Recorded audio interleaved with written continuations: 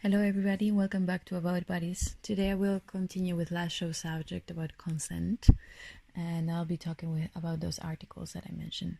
So first I will start by talking about the article of Jan Favre.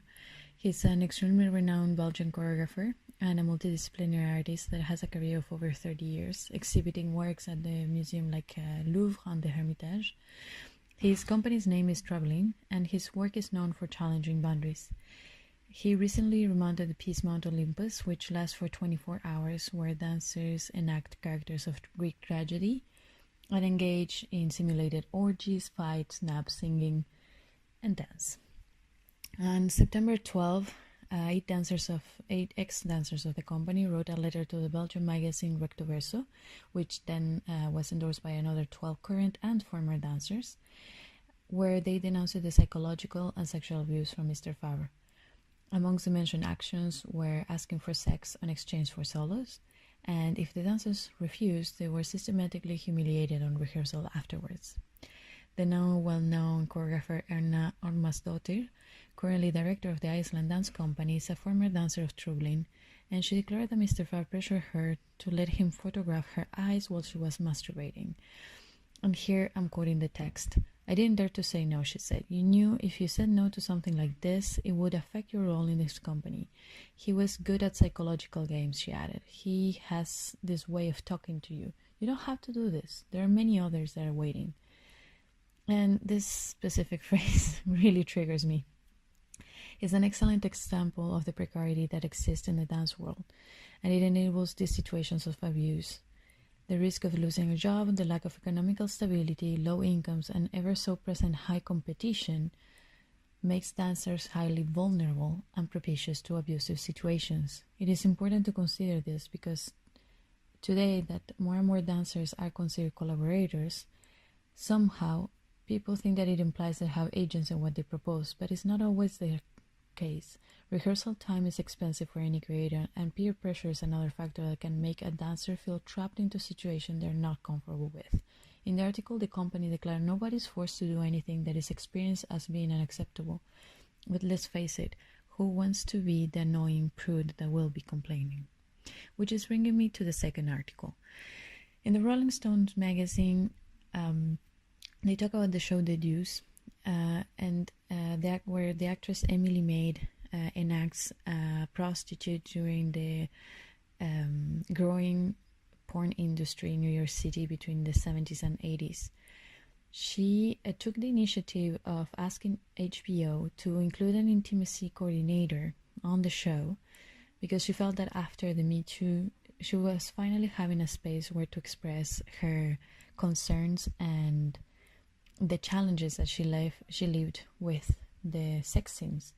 The article says, despite the fact that Maid had been doing sex scenes since she was 16, they had the power to still make her uneasy. Part of the problem was that she sometimes felt alone when she had misgivings about the scenes, was uncomfortable, cold, or felt too naked, either physically or emotionally. In between the takes, it was always up to her to say no, right there in front of everyone. Like many actors, she didn't want to disappoint the people she worked with, nor seem like she was complaining. Over the years, she often resigned herself to taking the path of least resistance, even if it took a toll on her. For some jobs, she even packed her own safety supplies like a flesh-colored thong that she hoped would protect her during nude scenes. All too often, nobody had considered those details. So, an intimacy coordinator was hired for this show, and apparently HBO were so happy with the results that now they adopt the measure for any future productions regarding sex scenes. The intimacy coordinator is a support person that is present on set who makes sure that the actors feel safe and are well aware of the implications of the scene. They can help deal with very practical, concrete things like knee pads for oral sex scenes to more psychological support like, what if my future children will see the scene?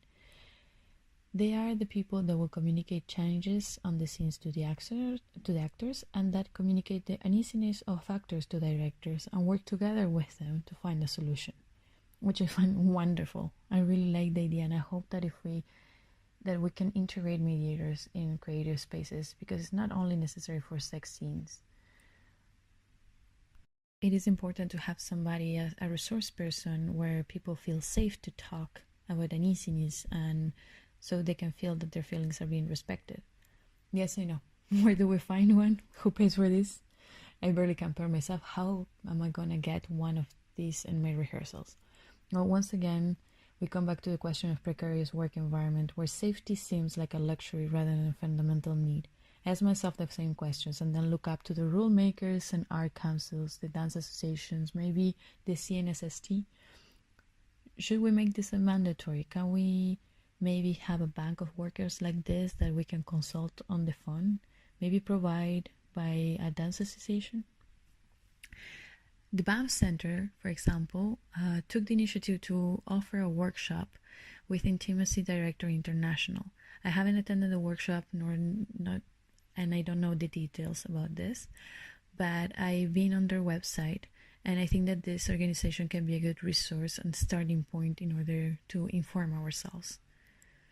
I leave these questions to float in there, and I invite you to reflect about this and see how we can better resource ourselves, not only as directors and choreographers, but also as dancers. How can we learn to practice better, respect our limits, and how to express them in a constructive way? Do we always have to have a mediator? How can consent become a common language? How do we resource ourselves? Whose responsibility is to develop these practices? Once again, I leave you with these questions, and I wish